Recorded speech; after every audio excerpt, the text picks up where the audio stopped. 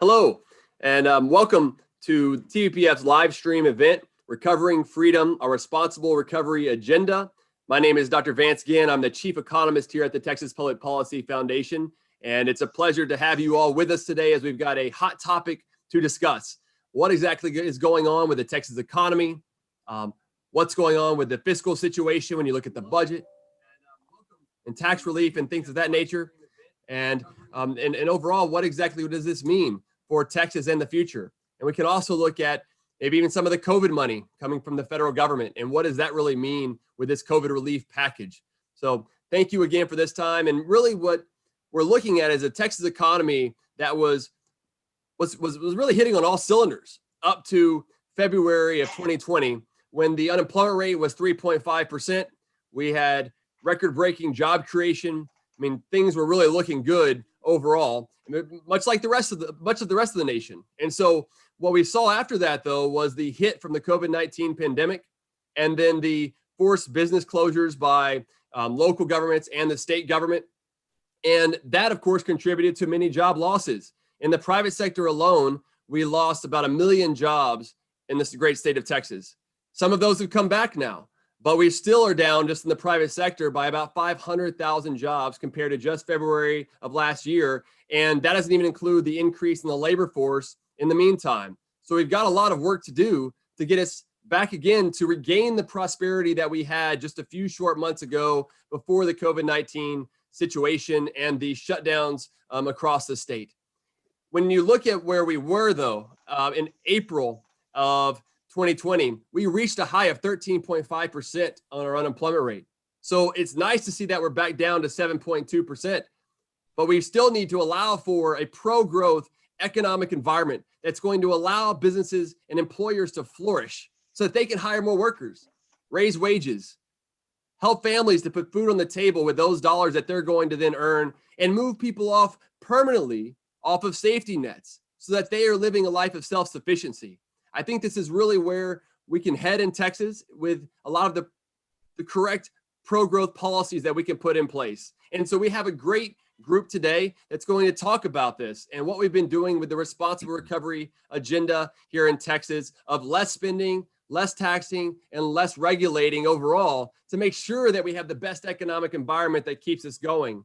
There's a lot of measures that compare us with other states. One of those is the Economic Freedom of North America Index by the Fraser Institute. Texas ranks the 4th highest in economic freedom. We like to be number 1, though, so we've got some work to do. There's also ALEC's Rich States, Poor States Index, where they look at the state economic outlook ranking. We ranked 15th. Again, we have some work to do. And we at the Texas Public Policy Foundation and others across the nation and in the capital are looking at ways to really try to help support more economic growth so we can get back to that sense of prosperity that we find so often here in Texas, to really be the shining star on the hill, to keep us moving forward and be optimistic about the future. As we just opened the state, Governor Greg Abbott opened the state yesterday to full 100% business capacity, removed the statewide mask mandate that had been in place since July 2nd of last year. So these are good signs that we need to be optimistic. And unfortunately, I've got some really good optimistic people here with us today. The first of those is Jonathan Williams. He's the Executive Vice President and also the Chief Economist of the American Legislative Exchange Council, also known as ALEC. He's a good friend, and I think you're going to really enjoy his comments here today. Another good friend that we'll have with us is Patrick Gleason. Patrick Gleason is the Vice President of State Affairs at Americans for Tax Reform, also known as ATR. And he also has done a lot of good work over the years in helping guide good, sound state policy. And then last but certainly not least, I have another one of my good friends, Rod Bordelon, who works here at the Texas Public Policy Foundation and has done a lot of other work in other areas. He is currently the Senior Fellow and Policy Director for Remember the Taxpayer for the Texas Public Policy Foundation. So kind of with that overall background and where we need to be heading into the future, what I think it would also be helpful for us here in Texas and across the nation is to really think about what has worked well in other states. And I think Jonathan has some great insight there of what has worked well, what doesn't work well, and what we should be thinking about here in Texas as we are really starting that responsible recovery agenda. As the legislative session has been going on for several weeks now, we only last for 140 days. So we've got a lot that we need to do in the meantime. And so let's really get this conversation started. And I would like to first turn it over to my good friend, Jonathan Williams. What say you, sir? Well, thanks, Vance. Good to be with you. And as always, I bring you greetings from the land of make-believe here in Washington, D.C. And that becomes, unfortunately, funnier all the time, given the horrible policies, many of those coming from Congress right now, revolving around things that will bring our national debt perhaps to 30 trillion, as we were talking just before we got started here, and other things I know that we'll get into today.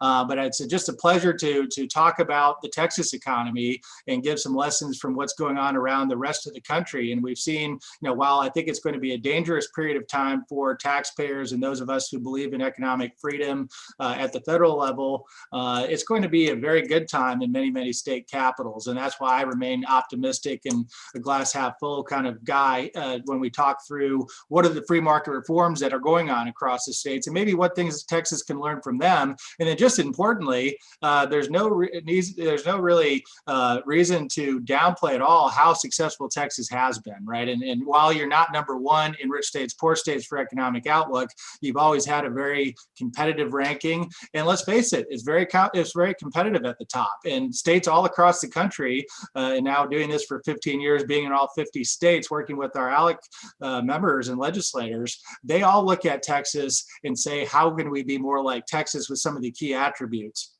And a couple of those that we pick up on, and you mentioned the rich states, poor states ranking, a big factor there is, does a state tax personal income? Of course, Texas gets that right. You get it right in spades. You've actually addressed that in your constitution, I know, and you've looked at ways to banning that, hopefully never coming to be in Texas. That's an amazingly effective way at recruiting individuals and businesses, and of course, small businesses that pay on the individual side of the code. This is no surprise to me, seeing the news. I think it surprised some people on Drudge Report every day. It seems like another California business decides to pick up and leave Silicon Valley and come to Texas. Let's hope they don't all bring their big government ideas with them when they come to Texas. But it's just I think really shows how successful the Texas model has been, not only on income taxes, being a right to work state, keeping overall business climate competitive has been something that has drawn the attention of legislators in all other states. And we can talk as we get into the discussion, because obviously there is some room for improvement to get into that top 10 and to get to number one, where I know all Texans would love to be when it comes to the economic outlook ranking. So let me just give a couple of broad overviews of where we're at the state level right now. And I think on the optimistic side, if we were having this conversation 6 or 9 months ago, Vance, we'd be talking about how much red ink there would be in state capitals. And we'd be speculating in how bad 2021 sessions will be for taxpayers and how many tax increases would be under consideration, and some very damaging things probably happening in state economies. Thank goodness, because of the reopening of America and really the V-shaped recovery in so many ways that we began to see in third quarter of last year with the GDP numbers, and as that's begun to translate into state revenue, we look at states all across the country seeing surplus revenue, either one-time and ongoing surplus money, much better shape than what we thought we would be in right now. In fact, when you look at total, the state and local revenue picture, calendar 2020, they were up from calendar 2019, not down, which is really incredible when you think of where we were at for the first 6 months of calendar 2020. So this whole idea of the federal government coming in and bailing out state and local governments where they're sitting on surplus cash is absolutely asinine when it comes to a public policy perspective.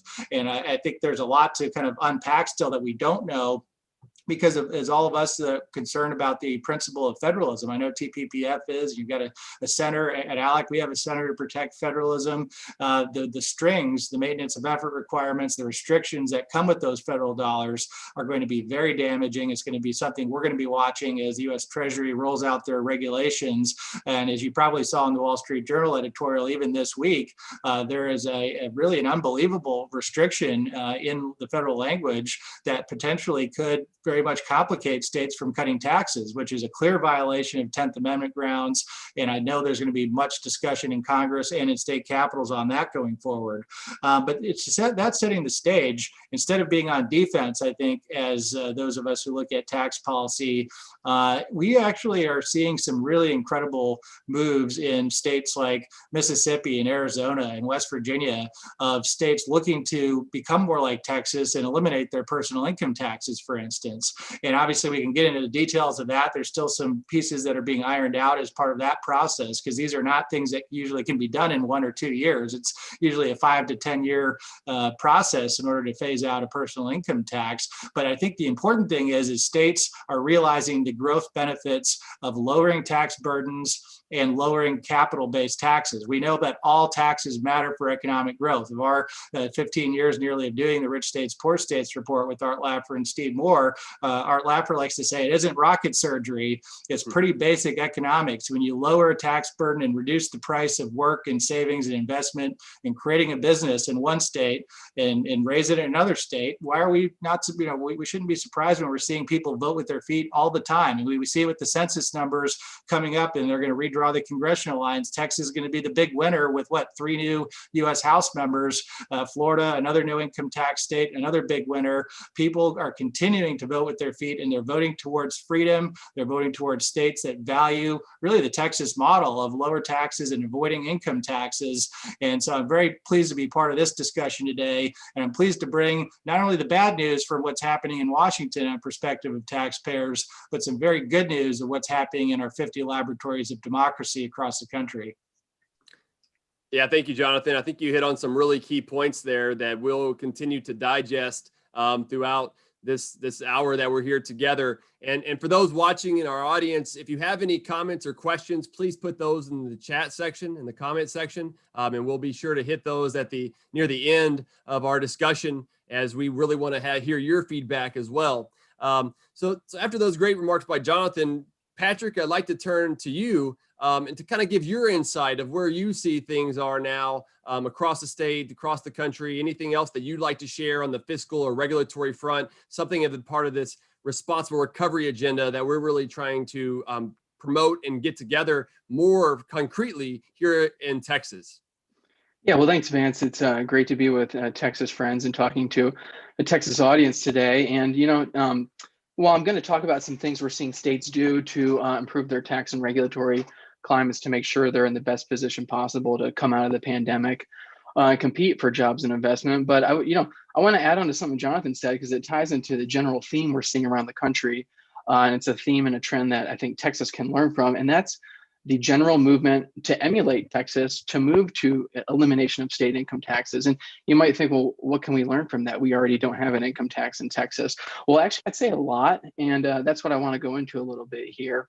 So, Jonathan mentioned Americans are voting with their feet in favor of no income tax states like Texas. And that's 100% true. The IRS data bears that out. I mean, from 2011 to 2018, 3.1 million Americans moved into no income tax states. They brought over 235 billion in annual income with them. So Americans are indeed voting with their feet in favor of no income tax states. And that's been to the benefit of no income tax states and their economies. And so Texas has been an example of what to do, and states are moving in that direction. But as states have moved in the direction of Texas and sought to emulate Texas, they've learned some lessons, and there's been some takeaways that I think are applicable to Texas in addressing the tax relief needs that remain in Texas, particularly on the margins tax side and the need for property tax, further limitations and relief. So, the two big takeaways we've seen, the lessons learned from efforts around the country to improve tax and regulatory environments, is how critical it is to pair tax relief, whatever form of tax relief you're taking, to pair that with necessary spending restraint. And I think that's why it's so important what TPPF and Vance do in Texas by keeping the eye on the ball and keeping spending in line or below the rate of population growth and plus inflation, because states that have done that while enacting significant tax relief have had success. States that have not have had disastrous results. I mean, the most high profile one we hear about typically from folks in the media and opponents of tax reform is Kansas. And Kansas was a model for what not to do, but not in the way that opponents of tax reform and folks in the media tend to think. They showed us that if you're going to cut taxes, you should not significantly increase spending, which is what they did in Kansas. Now, the alternative approach, the better approach we saw was in North Carolina, which like Kansas, significantly cut their income tax. They're a state like many, like others this year, West Virginia, Arkansas, others that are moving in the direction of Texas. They've significantly made progress towards eliminating their income tax. They got almost halfway there over the past decade. And they did that and they paired it with significant spending restraint. They've kept spending in line with population growth plus inflation in North Carolina. And so they paired it with spending restraint and future revenue growth, which they accomplished through a revenue triggers mechanism. So by pairing and facilitating income tax and other corporate tax relief with future spending growth, with spending restraint, at the same time, they returned billions of dollars to individual and corporate taxpayers in North Carolina. They were racking up perennial budget surpluses and continue to this day. So we've seen that from that example and others like it around the country, how important it is when you're doing tax reform, whatever form it is. Obviously income tax is not a problem in Texas, but I would say as you proceed with margins tax relief, ideally phase out and further property tax relief and limitations, achieving that with spending restraint and future revenue growth, which can be accomplished with revenue trigger mechanisms like folks in Texas have talked about, that is a much preferable approach to pairing it with, say, offsetting tax increases on other things, other products, other activities. We hear a lot about base broadening and neutralizing the tax code. That can sound nice, but in practice, what that means is tax increases. And a good example I'll highlight. So I highlighted the example of what to do when pursuing rate reducing tax reform, North Carolina, facilitated by spending restraint and future revenue growth. Well, in Utah, a state that is typically a model for what to do, however, not in this case, a little over a year ago, they passed an income tax cut, which sounds great, except they paired it with so much base broadening, so many sales tax increases, applying the sales tax to new previously untaxed services. They applied it to so many things. They did two things. One, they offsetted the benefits from the tax relief they were providing through the income tax cut. And two, they created so many opponents that there was enough signatures collected to put a repeal measure on the ballot last year in 2020. However, rather than that repeal measure proceeding, Utah measures came back and just repealed the tax change that they had only installed months prior instead. And so they're now back at the drawing board. And so the examples from those handful of states, is the takeaway from there that we've brought to other states pursuing rate reducing tax reform, and I think they apply in Texas as well for your tax relief needs, is you really want to pair tax relief with spending restraint, which how to do that, Texas Public Policy Foundation and Vance lead the way on what that entails, which is keeping it in line or below population growth and inflation. You want to facilitate tax pro-growth tax relief with that, as well as, if possible, future revenue growth, which can be managed with revenue trigger mechanism, which they utilize in North Carolina and other states. So we've seen a lot of states move in the direction of Texas. We're seeing more. Tennessee, where I work at the Beacon Center, just became the 8th true no income tax state, joining Texas on January 1st. By getting rid of their investment income tax. New Hampshire has legislation to join those ranks, becoming the 9th true no income tax state by also getting rid of their investment income tax. And we see a host of other states, which Jonathan mentioned some of them earlier, that have legislation or gubernatorial budget proposals that would also move their states in the direction of Texas to get rid of their state income tax. So while Texas and other states have proven the benefits of not having a state income tax, and we've seen people vote with their feet in favor of that model, and we're seeing other states and lawmakers in those states try to adopt that model. At the same time, we're seeing that, and that's a general trend. We've learned some lessons from the states that have moved in that direction. We're applying those into the states that are seeking to do that now, like West Virginia, like Mississippi, like Arkansas. But those same lessons, I think, also certainly apply to Texas lawmakers and the tax relief needs in Texas, particularly margins and property tax. So those are a few initial comments. I know we're going to talk more in a little bit, but there's still, while Texas certainly has a superior code compared to most states, there's still ample room for improvement. I would say the fact that Texas's average state and local tax burden, the fact that it's lower than the 50 state average, which is good, but it's higher than the average for no income tax states. So just one data point highlighting the room for improvement there, which TPPF and others fortunately are working on proposals that would work in that direction and achieve that goal. So those are some initial thoughts, and I will leave it at that. Well, thanks, Patrick. I think those were excellent thoughts about what challenges we may face for any sort of tax reform, but also the lessons learned right, from these other states, I think is very important for us to take hold of here in Texas and across the nation to make sure that we have the best way possible. And I totally agree with you that the first thing is restraining spending.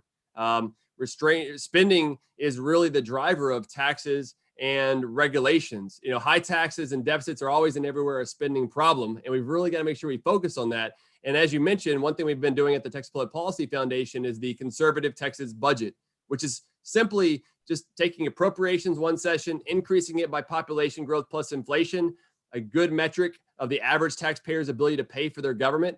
And we've done that for the last 3 sessions. And for the benefit of the legislature and the governor, what we've seen is that they have stayed within that metric the last 3 sessions on average. And so that is a really good step in the right direction that helped us to have a better fiscal situation when we entered the COVID pandemic and thereafter. I mean, we've already got a balanced budget as we've been able to bring in. We have a constitutional balanced budget amendment, but even with that, we've been able to balance the budget after the COVID-19 pandemic and even provide some cuts to some state agencies. And so I think this is a good way, a good path forward that we need to continue in Texas to strengthen it over time, which helps to keep taxes low and regulations low. And so now I'd like to turn to Rod Bordelon, who has done a lot of work over time in the insurance community and regulations and everything else. And, one thing that we think about here in Texas is the Texas model of relatively less government spending, relatively lower taxes, no personal income tax being a key one, and a sensible regulatory climate.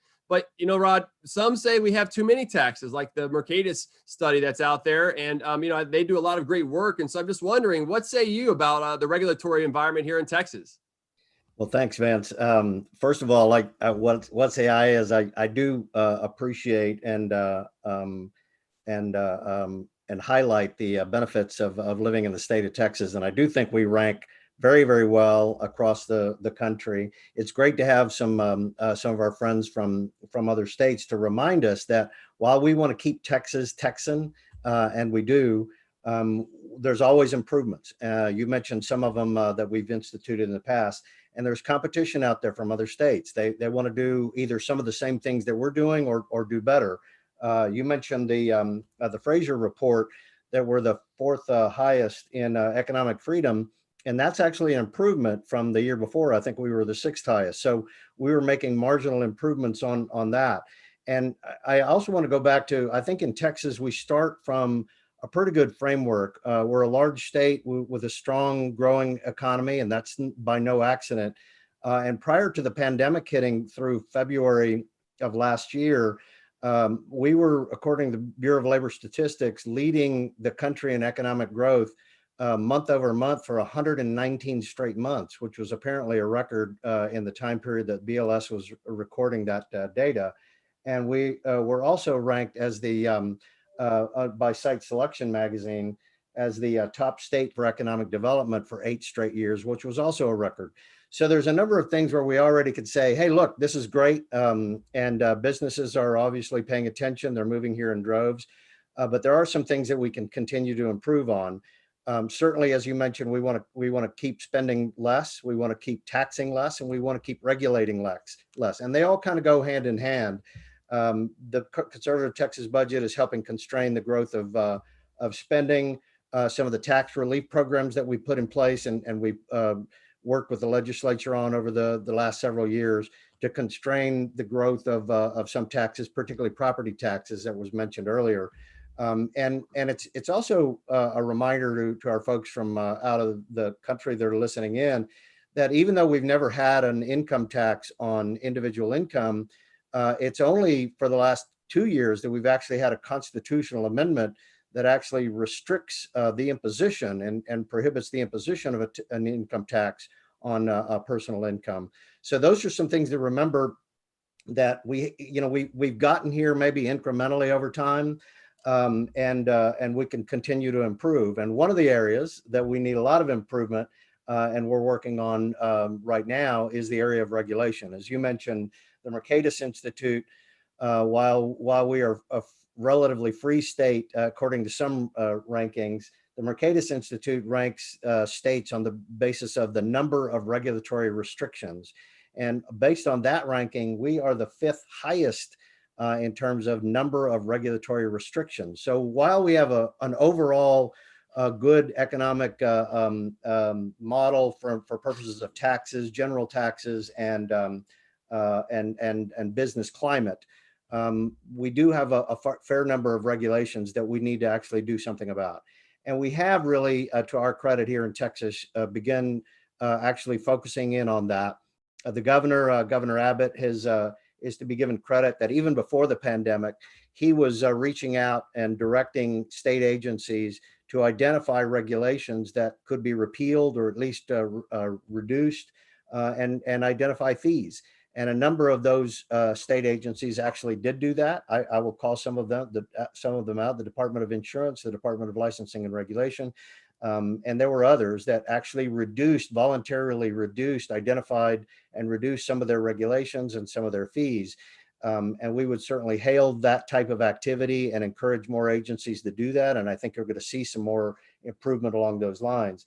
In addition, during the pandemic, the governor used his executive emergency order authority to not only put certain restrictions as a result of the pandemic that he's recently lifted, as you said, but he also suspended a number of regulations that were in place that would either impede our ability in Texas to address the emergency or impede economic growth that we would need during the emergency. And so what we're doing is focusing in on all of those regulations that have already been identified as perhaps not necessarily being all that imperative, since we can live without them for a full year or more during a pandemic.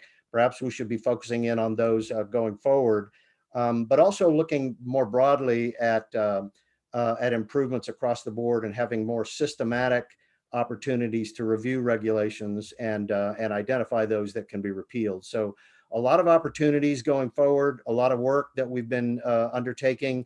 And I think we're not only seeing the results of some of that now, I think we're going to continue to see even better results going forward.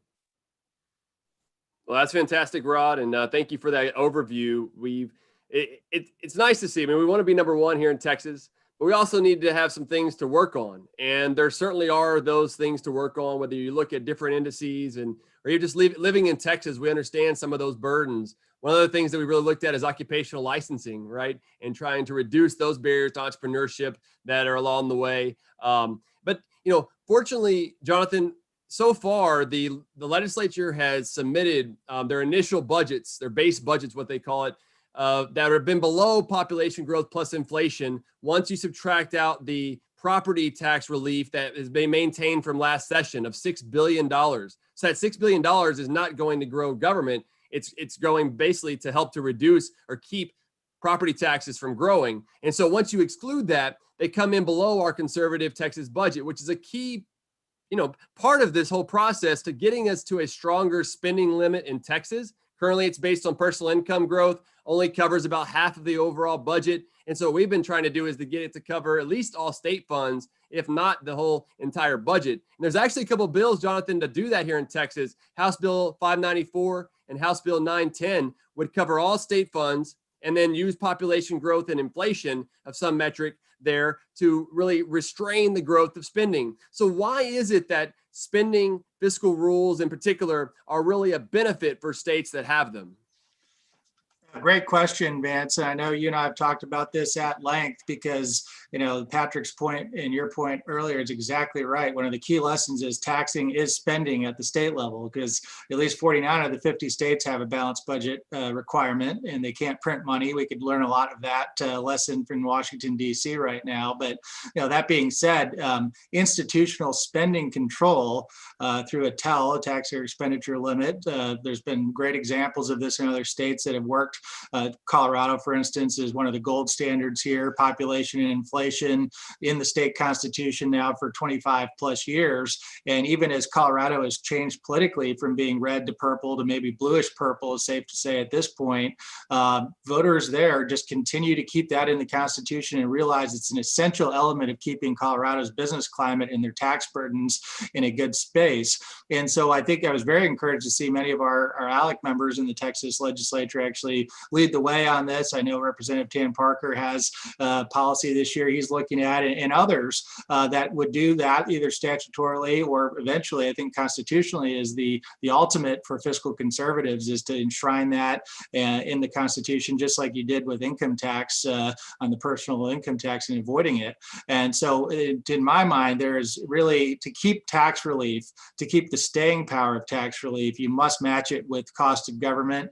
And this is really one of the best ways to do it. And then therefore, I mean, you've been doing yeoman's work, and the legislators have been doing yeoman's work at keeping it naturally below population and inflation, like you mentioned. But what are the institutional things that can be put in place that will have a very long lasting environment? Because as business go and look to invest in a state, let's think about it in terms of expectations for a moment.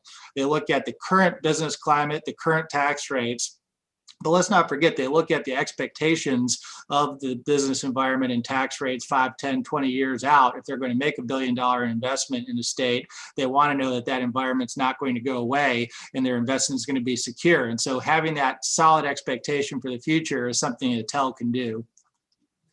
Yeah, no, I think that's exactly right, Jonathan, and thank you for those comments. And whenever I'm looking at some of these different indices, and we'll share that later on online, but in one of my recent testimonies, I went through these different lists of indices, and what's interesting about this is that you see a pretty sharp difference between the policy making of Florida and Texas in particular, the more of the conservative sort of philosophy to have more inclusive institutional framework versus the California and New York, right? Where they have more of a progressive sort of policy that has extractive institutions that redistribute income, have more regulations and things of that nature. And what you see is that you have better economic outcomes, more job creation, more population, as y'all had mentioned earlier, people moving with their feet. And I think it's quite clear. And so one of the things that we've been also working on here at TVPF, but also with the legislature, are ways to really provide more tax relief.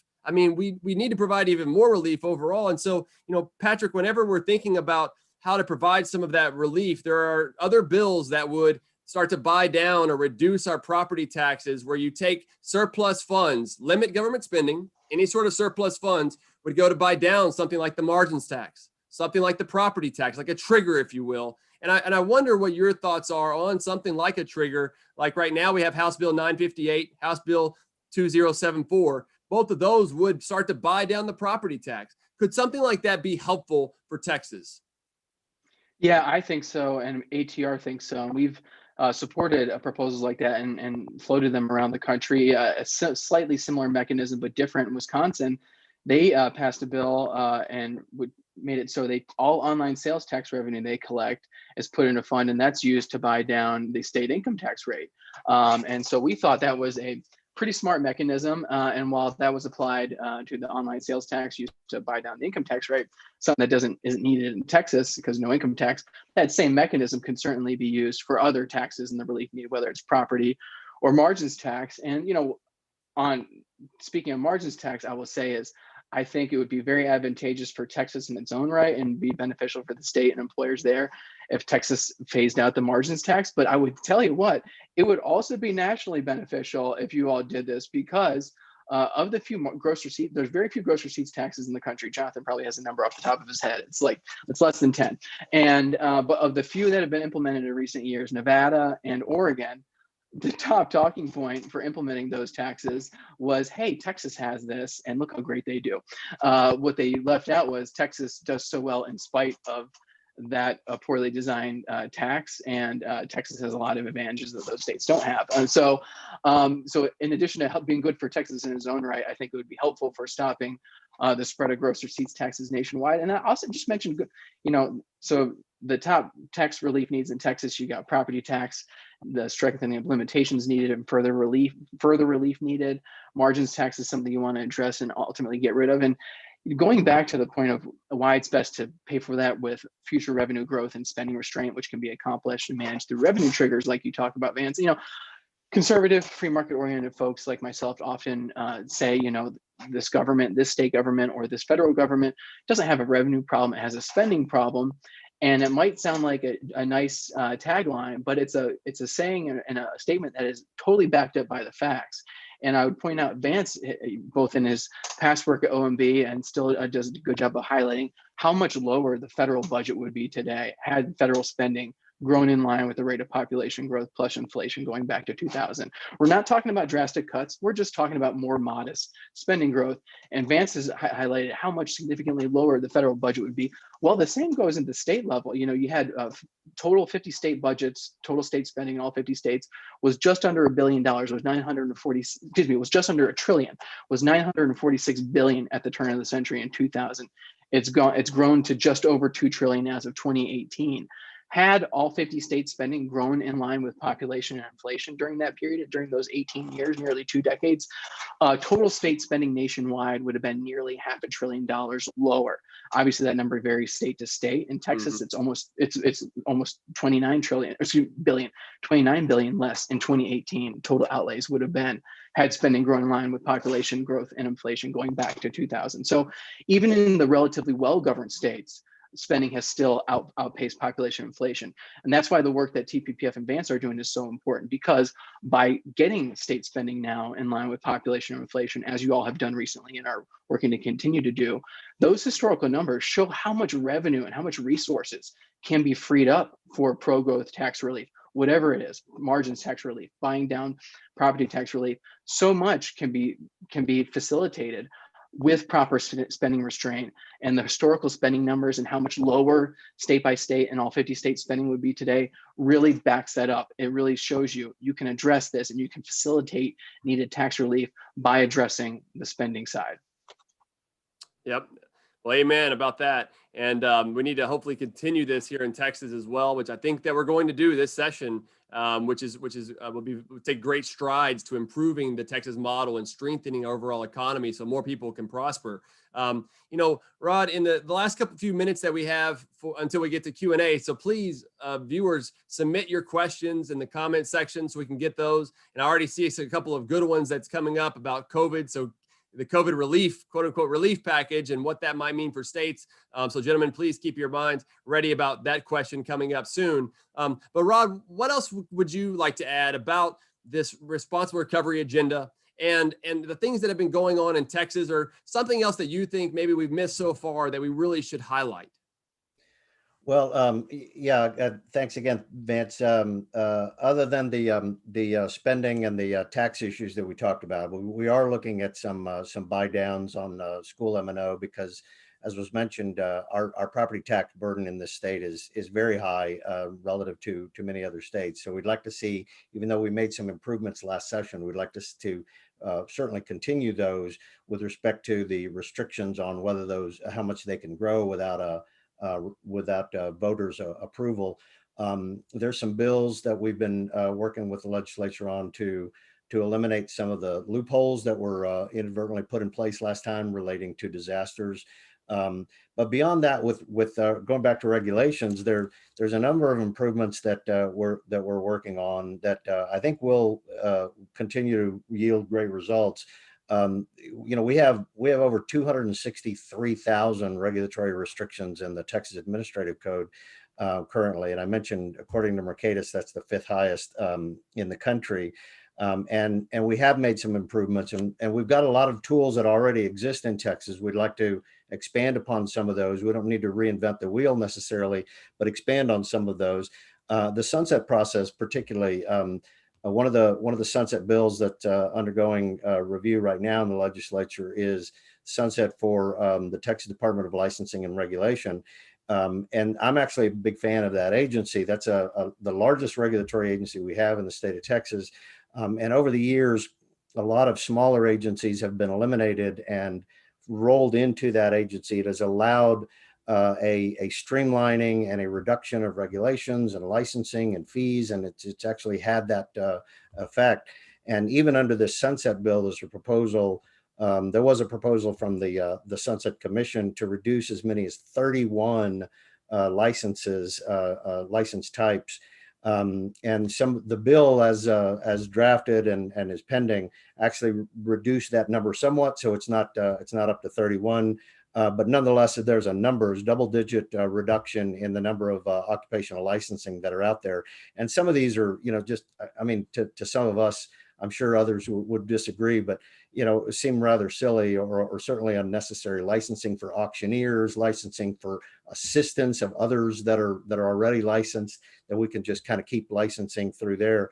And so we have to kind of focus on that type of thing, and we're working on those sunset bills and the sunset process to help a greater auditing of that.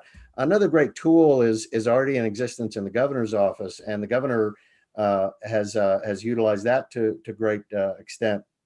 And it provides a review of regulations and rules adopted or proposed for adoption by state agencies, and that goes through the governor's office if any of those regulations are deemed to have an adverse impact on market competition. Of course, those of us on this panel probably agree that most regulations have an adverse impact on market competition. They may still be necessary, or some function of them may be necessary, but they're going to have an adverse impact. Every regulation does. You have to comply. You have to monitor. They have force of law. I mean, there's a lot of restrictive aspects to regulations. So it's important to keep that number overall low, but also make sure that we reduce the impact and the regulatory restriction on all of those. And so this, the governor's office of Division of Regulatory Compliance does that currently, but it's very limited right now. And we're working to expand that, their oversight, and see if they can look at a greater number of regulations so that they can have a better hand. And this allows frankly, an external review outside of the agency that's proposing to adopt some of these regulations. A lot of these regulations, of course, are either directly authorized by statute or generally authorized. In the latter case, when it's generally authorized, there's usually a better way to do it with less restrictions. And so having this division within the governor's office to review these regulations gives that external review, and they send those back to the agency for revisions when they feel that they're overly restrictive.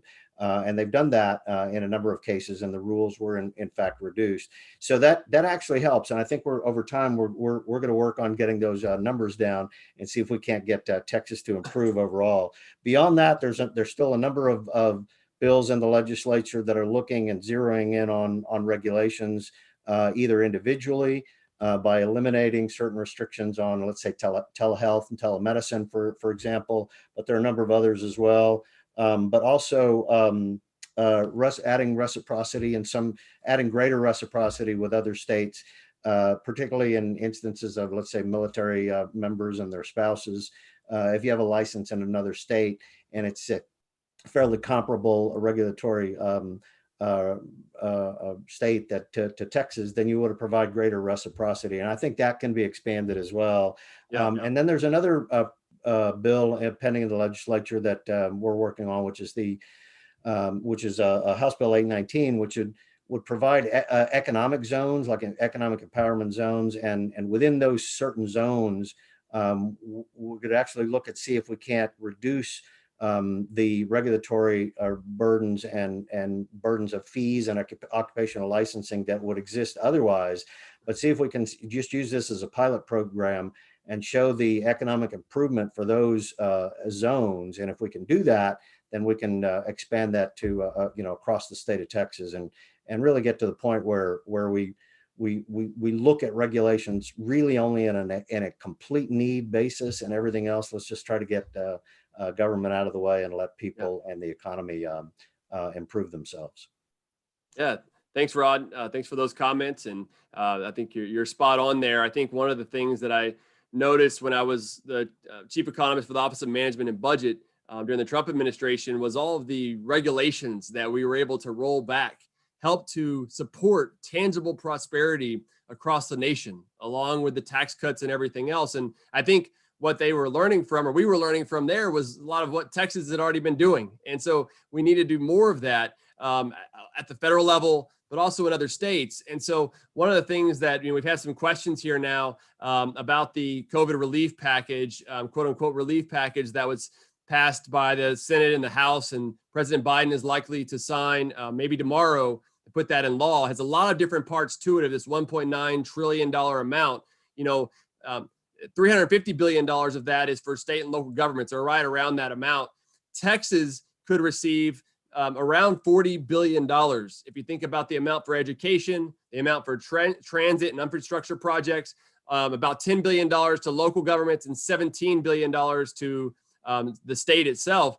And that should be somewhat flexible funding. But of course, with Congress and all their wisdom, they've also put a lot of strings attached with these dollars. And when you look at all those strings, for example, the money can't be used for tax relief. There's a lot of restrictions on tax relief, even as Texas already has a flush budget. We don't need additional money. How are we going to spend this? So you can't use it for tax relief. You can't use it for funding pensions and buying some of that down and helping restore some of those dollars for retirees later on for public pensions. I mean, there's a lot of restrictions overall. And so, Jonathan, I wonder, with your insight of what's going on with the COVID relief package, the question here really is, how is it going to affect the Texas economy? And will it help or hurt Texas to recover back to where we were just a year ago before this pandemic and shutdown started?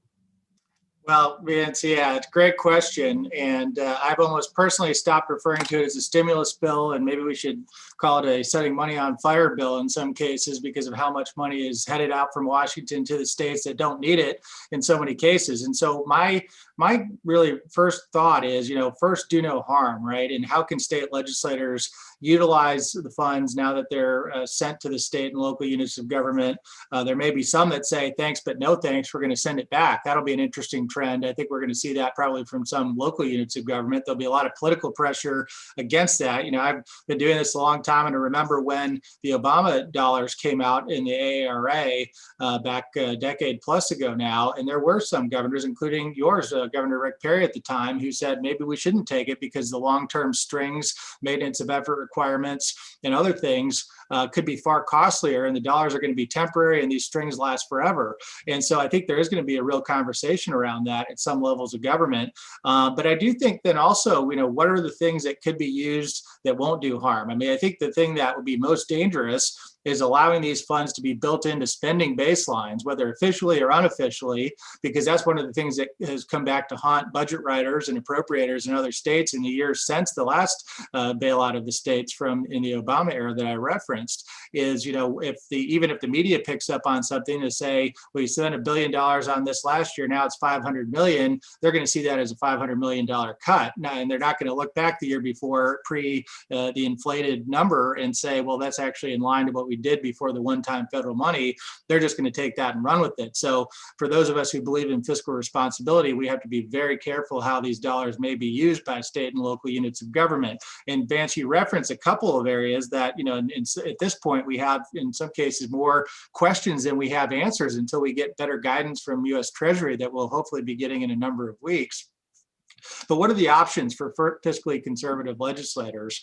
Things like adding to a rainy day fund, perhaps, that have been depleted by COVID, adding to the depleted unemployment insurance trust funds instead of the automatic business tax increases that often happen as those funds get depleted. Those would be two things that come to mind. And then Vance, you mentioned, if you look at kind of the Texas resume as we measure it in rich states, poor states in the ranking, what are the things to improve upon? And one of those is the unfunded pension liabilities and overall state debt. And so could it be used to pay down state debt? Is probably not going to be allowed to be used on pensions directly, but what are the other liabilities that Texas may have on the books that could be addressed through these federal dollars so it's not used to build up baseline spending? So those are all things going through my mind, and unfortunately it's early in the process here. We're still waiting for the signature to be official, and then we'll hopefully know a lot more from Treasury, who will come in hopefully and clarify what some of this very ambiguous at best case scenario language is around banning state direct or indirect net tax cuts, which I think is going to be a big topic of discussion both in Washington and with state legislators moving forward. Yeah, I think that's right. And I mean, it's going to be interesting too to see if there's any sort of lawsuits or other things that are going on here. With some of these states already have revenue triggers that are in place, and if they cut those taxes, will that count or not count? So I think that there's a lot to be looked at here and a lot to want as far as the state of Texas and other states go, that, we're already, this $1.9 trillion package is further bankrupting our country. We're going to be over $30 trillion in national debt soon. And, a lot of people talk about the deficit doesn't matter because interest rates are so low. But what really matters is the spending. because every one of those dollars has to be redistributed from somewhere to somewhere else. And it's not based on market objective metrics. It's based on subjective determinations by politicians and the rent seeking that goes on. And what that does is it distorts the economy and creates worse economic outcomes over time. And so I wonder, Patrick, what are some of your thoughts about this COVID relief package and where there might be some opportunities for key pro-growth measures, if there can be? Yeah, well, so I'll start by saying the prohibition on state tax relief that Jonathan mentioned is a great concern of ours, and there certainly are a lot of questions on that probably won't be worked out until we get some legal challenges to come through. But I did just get sent to me a copy of the bill introduced by Congressman Dan Bishop of North Carolina to lift that prohibition on state tax relief that is in the ARA. And my understanding is that Senator Scott's going to be introducing a Senate version of that. That said, we can imagine those probably won't get great reception in the Democrat-controlled House or the split Senate, but we'll see. So that is a concern, and there are a lot of questions about how this prohibition on tax relief applies, because I agree with Jonathan, one of the best uses of this gusher of one-time funds would be refilling depleted UI trust funds.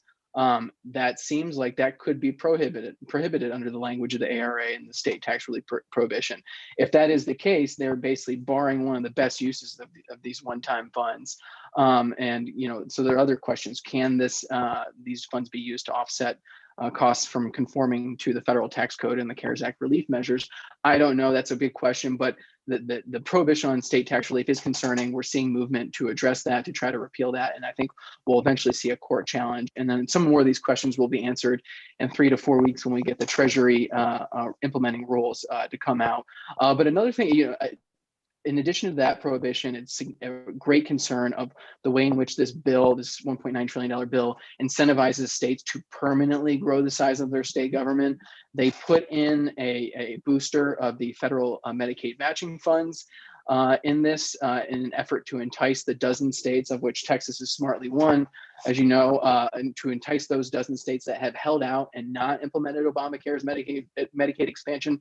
This boosted up, plussed up match is intended to entice these states to finally implement Obamacare's Medicaid expansion. And as we've seen from the cost overruns that we've seen in the states that have implemented this is really not a road Texas wants to go down, and lawmakers have been very wise thus far to avoid expanding this entitlement, which is already the category of most rapid spending in most states. So even in states that haven't expanded, this is already a problem. The $1.9 trillion bill incentivizes states like Texas to permanently expand this entitlement. So I would urge Texas lawmakers to not take the bait, to reject this enticement, and because it will be taxpayers that will ultimately be on the hook in perpetuity for billions and billions of dollars in added state costs.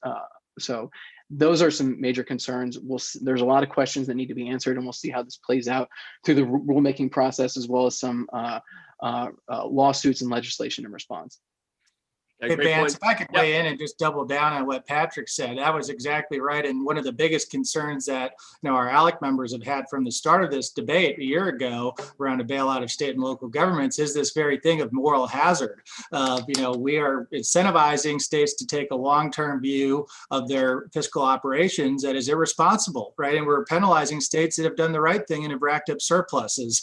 And so they doubled down on that. And it's basically not just the overall sense of it, like we were arguing a while back, but when they changed the formulas now in the allocation out to states, they've actually put a premium on money to states that have higher unemployment rates. So for the states that have not reopened and done the right thing and kind of looked to safely waive regulations and get their economy back on track and still have stubbornly high unemployment rates, I'm thinking New York, New Jersey, and some of the worst offenders from this last year of public policy decisions, they're actually going to get more money on a per capita basis than states like Florida and Texas and others that have been trying to do the right thing. So all said, I mean, whether it's Medicaid, whether it's the overall allocations, or whether there's this bonus allocation based on unemployment rates, the federal government is giving exactly the wrong incentives for states, not just in the current period, but for the foreseeable future ahead. Because you can imagine this debate in a big government state capital, let's say like Springfield, Illinois, where I think there's a legitimate argument now from policymakers in those states to say,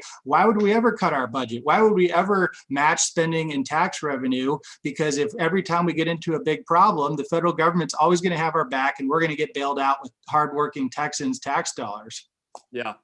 Yeah, no, I think that's right. And so it's a lot of things going on there. I think to summarize for what's happening in Texas, I think this is it could hurt Texas, given the different pieces of the COVID relief package that are in there. And it's something that legislators and the governor should think about here of what to reject or what to keep and things of that nature and all the strings that are attached along the way. Rod, just in the last few minutes that we have here, we do have another question about would decreasing frivolous regulations and licenses not provide a greater opportunity to access certain job opportunities? I wonder how you would answer that question and maybe combine it with a little bit of your thoughts about the latest COVID relief package in just a couple minutes that we have left. Yeah, sure. Yeah, and I think in our view here in the foundation, and I think the data bears it out. I mean, the less restrictive you can be, and the more economically free you can be, the better. We have been improving in Texas, and I mentioned some of the eliminations of licenses, and particularly occupational licenses, over the last few years, and I think that is bearing fruit. And I think we need to continue on that path. There are a number of bills where the legislatures in town. There's a number of bills that go both ways. I mentioned there's some bills that are legislatively trying to eliminate certain licenses. There are others that are trying to increase them, and we have to be very, very careful not to continue to increase new ones. Everybody comes up with a new idea and say, hey, why don't we license this or why don't we license that? Sometimes it's because there's a particular group that's pushing for it. Sometimes they're looking for fees. Nonetheless, I think we need to resist that temptation again, unless it's very narrowly tailored as absolutely necessary. And I don't see any of that for any of these recommended this session. So I do think the path that we're undertaking to reduce those and eliminate those will be good. And going back to your point about strings attached, I mean, that's true with state government as it is with federal government. Anytime the government comes in and says, well, hey, we're going to help you out with this, this temptation here. We're going to give you some money, or we're going to give you this,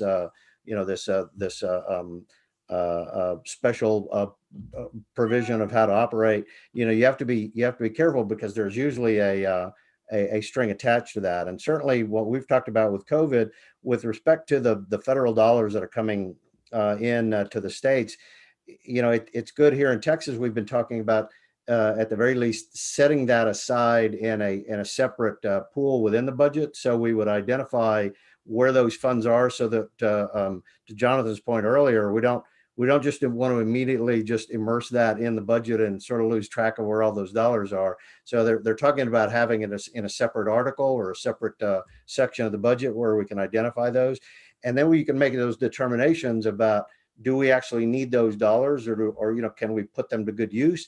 If we can find out a way in which it's not restricted, but it could actually help our economic well-being and improve our situation, and use those funds in that responsible way, either by buying down some of these other taxes or restrictions that are in place, then that might be fine. Again, it would be a good way to utilize those funds. Yeah.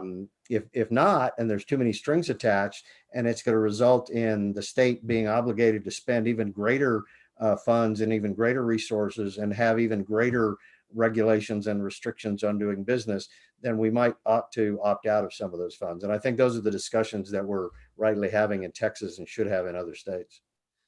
Yeah, excellent points, Rod. I really appreciate all three of you, not only for your time today and the excellent remarks of how we can improve Texas and the Texas model and have even a stronger recovery throughout this time, as we just opened yesterday fully, which I'm so thankful for. And what we need is a pro-growth strategy. And you all have been working on this, and y'all are all happy warriors in the free market conservative movement. And I look forward to the work that y'all are going to continue to do, and the work that we're going to do together to make sure that we can help Texas to be as prosperous as possible, other states prosperous, and then America prosperous, and our republic. We've really got to save our republic overall. And I think you three are really going to be helping lead that charge. And so I really appreciate the work that y'all are doing.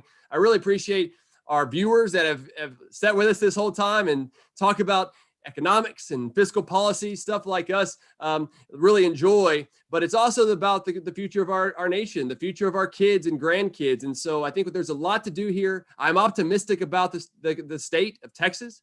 I'm optimistic about our country because there are much that we can do to let people prosper overall. We'll have more of a discussion on COVID relief package on Monday for a live stream here at the Texas Public Policy Foundation. You can find more of our information at texaspolicy.com. Look for Jonathan Williams on Twitter and other places, Patrick Gleason on Twitter and other places. Rod, it's always a pleasure to have him with us. And find me at Vance Ginn on Twitter. Thank you for your time today and have a blessed day.